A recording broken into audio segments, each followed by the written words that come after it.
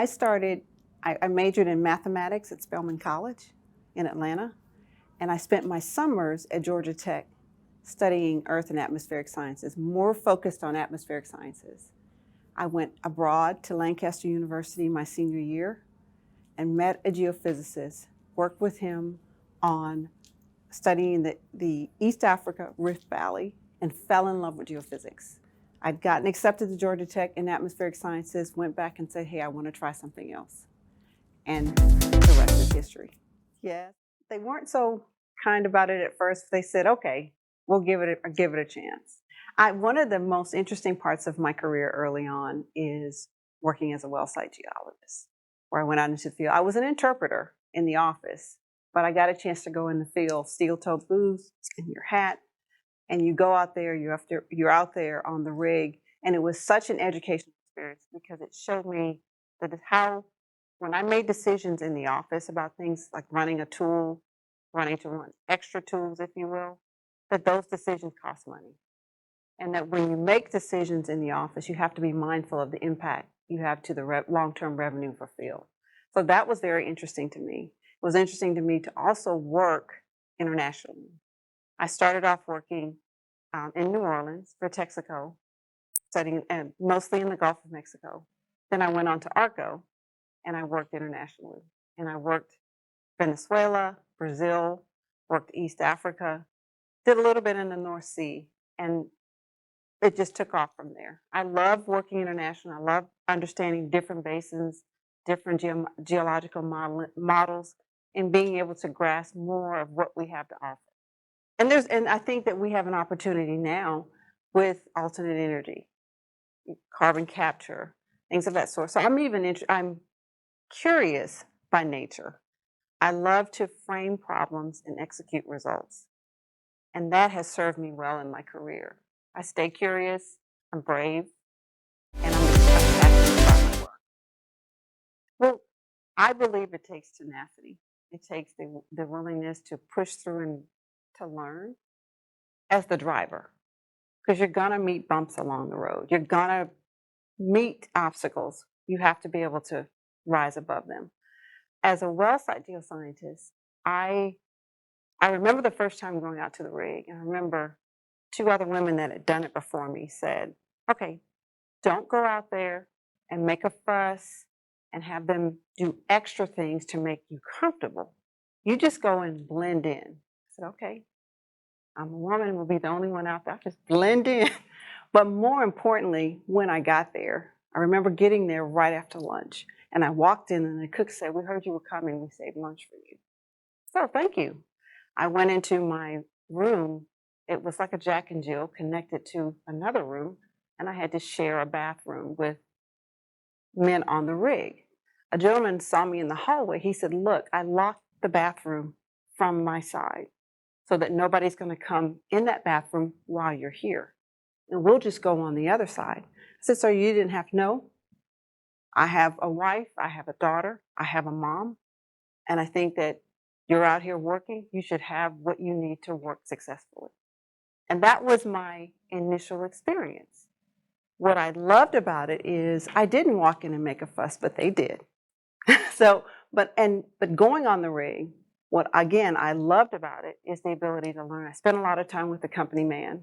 He walked me through the rig, the different responsibilities. So I got a chance to understand from the roughneck all the way up to the company man. So it was a good experience for me working on the rig. I've had great mentors and sponsors, and I just want to say a bit about the difference.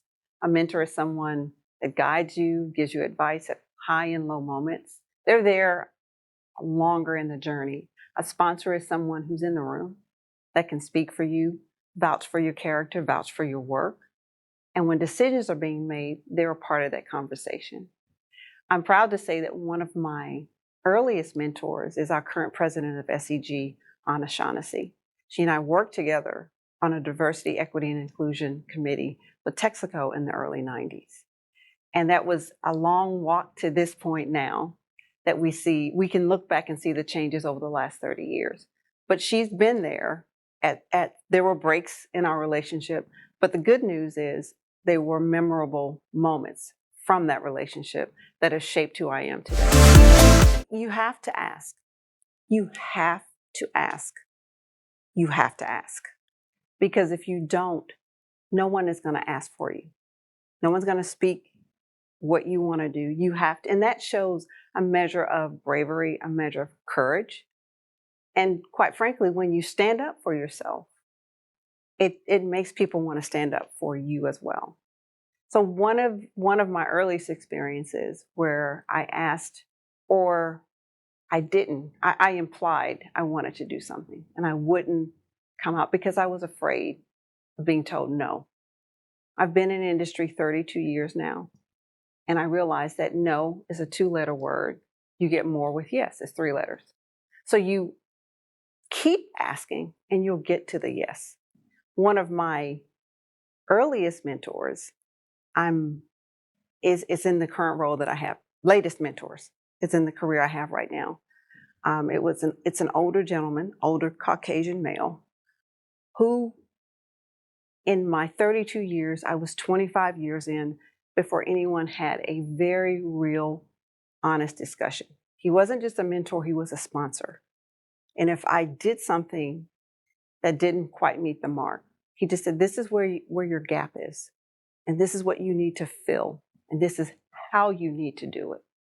I did not have that from a sponsor until I was 25 years in my career.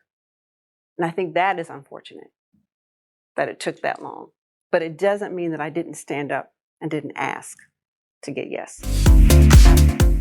Absolutely. I am the person in the room, and I act on, it's my responsibility because I am in the room to speak and say what is sometimes a difficult conversation to have.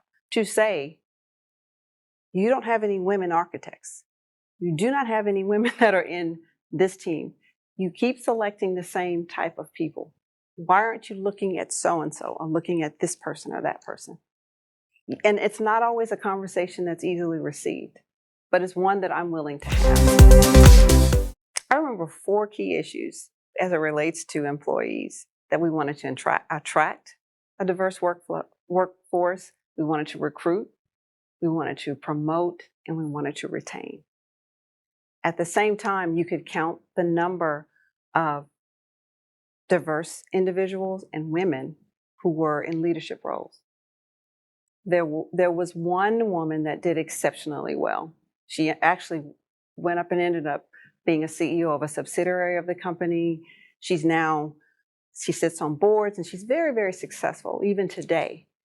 But that wasn't the case for many women. Many women got to that first line supervisor position and they had a hard time breaking and getting through that glass ceiling. So I would have to say some of the same issues we see today still exist. I think the conversation is broader because you're talking about different forms of diversity we did not discuss. We were focused on race and gender for the most part, but now we're talking about sexual orientation. We're talking about diversity even within the same group of people. There are differences. So there's a different conversation. And what I do see is a wider invitation to invite people who are not considered diverse, mainly the Caucasian male, into the conversation because they're a part of it too. And they need to be so they can help carry the message forward.